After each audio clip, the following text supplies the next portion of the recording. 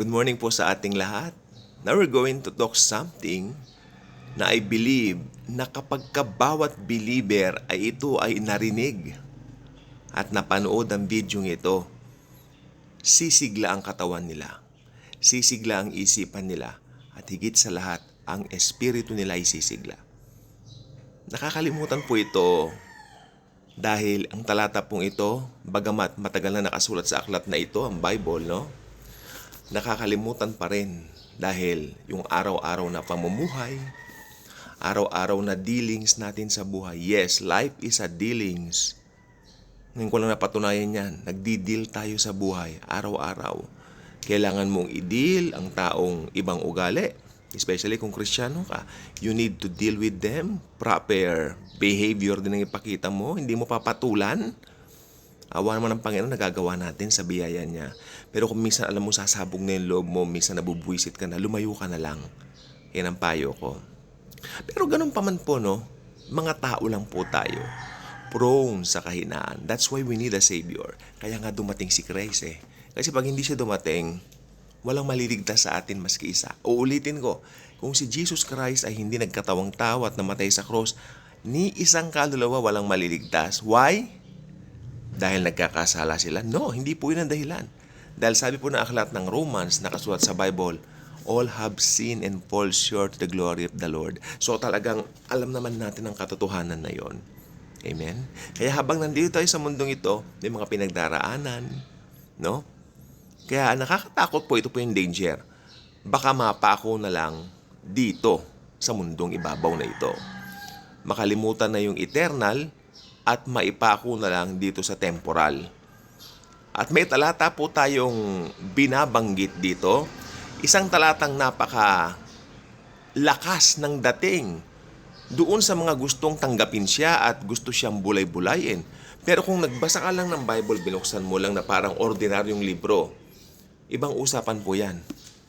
Dahil yung mga, makinig pong mabuti, yung mga hindi mananampalataya, alam niyo may mga hindi mananampalataya, bumibili rin po ng aklat na ito.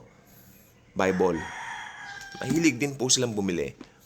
Pero hindi nila maunawaan sapagkat ang isang taong wala sa Panginoong Hesus ay hindi pa bukas ang kaniyang kamalayan sa mga bagay na espiritual. Mga bagay ng espiritu wala sa kanya yan. Ang nasa kanya lang yung bagay ng natural. Natural men, natural things, natural behavior, natural in everything and in everywhere. In every situation, nakatingin siya, nakapokus siya. Lahat, tingin niya, natural lang. Ito, nakakalungkot po ito, pero sabi niya, may nakausap po, mga tanda, sabi niya, pwede na raw siyang mamatay. Ngayon, nasa edad 80 may na siya. Kasi naayos na raw niya yung dokumento ng mga lupa sa mga apo niya, sa mga anak niya na nabubuhay pa.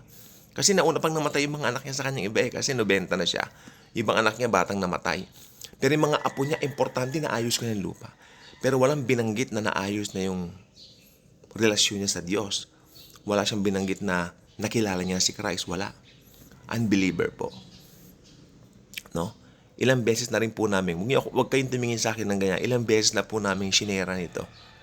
Bato talaga. No? Pero yung mga bagay ng mundo, ang husay po nila. Ngayon, meron po tayong talata rito. Ito yung talata na sinasabi ko. Pakibuksan din yung mga Biblia po ninyo kung meron, no? Kung whether paper yan o digital yan, bahala kayo, basta sabayan nyo ako rito. 2 Corinthians chapter 4 verses 17 and 18. May idea na kayo, no? To, no? 2 Corinthians chapter 4 verses 17 and 18. Uulitin, isasama ko yung 17. Yung iba hindi sinasama yung 17. Pero mahalaga po itong 17 kasi ito po talaga yung kalagayan ng mga tao ngayon. Yung 17, din niya yan. For this light momentary affliction, may affliction, di ba? May affliction, sabi ng Bible, oh. For this light momentary affliction is preparing for us an eternal weight of glory beyond all comparison. 18 na tayo, ito na yung alam natin.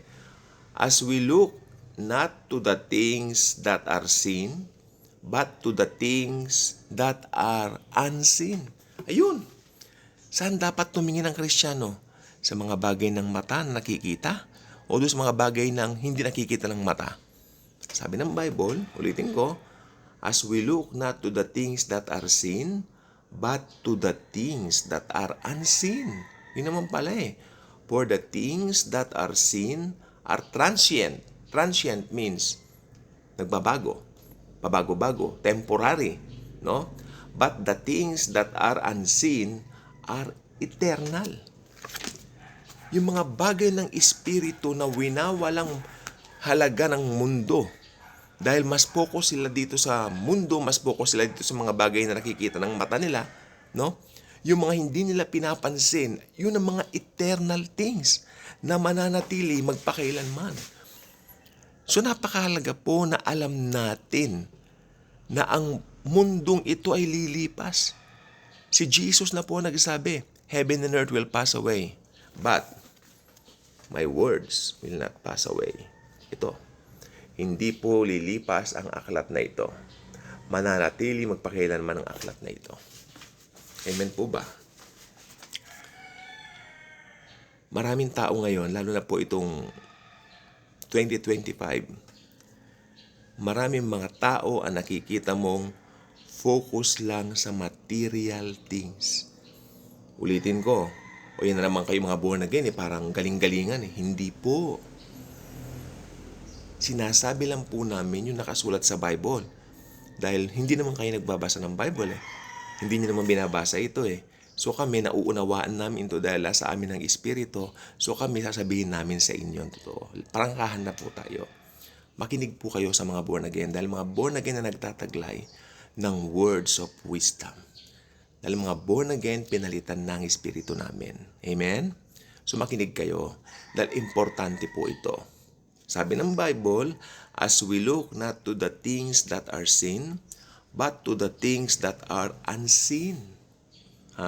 For the things that are seen are transient, but the things that are unseen are eternal. Ako ba ang may sabi? No. Ang aklat na ito. Ang banal na aklat ng Panginoong Hesukristo, ang Biblia. Ito pong panahon natin ngayon ay yung very competitive na. Yung maski wala ka namang kakumpetensya, parang pili mo lagi ka nakikikompete. Why? Because of the presence of that device na meron tayo. Itong ginamit kong device na ito, kung hindi ko iingatan to, kada bukas ko ng Facebook, makikita mo, parang feeling mo makikipagkompetensya ka kasi nakita mo yung friend mo ganun. Or should I say, iba naman, pag nakakita ng ibang mga celebrities na iinggit, di ba? No, mali po yun. Huwag mong kainggitan yung mga taong yan dahil karamihan dyan, walang Kristo sa buhay. Amen? Gamitin natin ang social media para i-pronounce o i-proclaim ang glory ng Panginoong Jesus sa mundo. Amen? Malapit na pong matapos ang mundo. Malapit na pong mag-rapture. The next big thing na mangyayari is the rapture of the church. It will happen. Hindi po pananakot. Walang halong pananakot. Bagkus pag-ibig.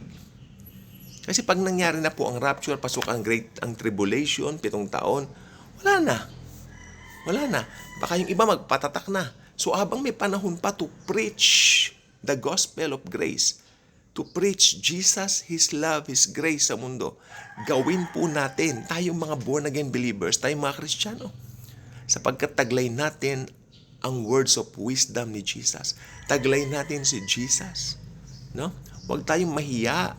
Kahit sino pa yan, doktor man yan, may mga degree man yan, mas mataas ang degree natin dahil ang degree natin panglangit.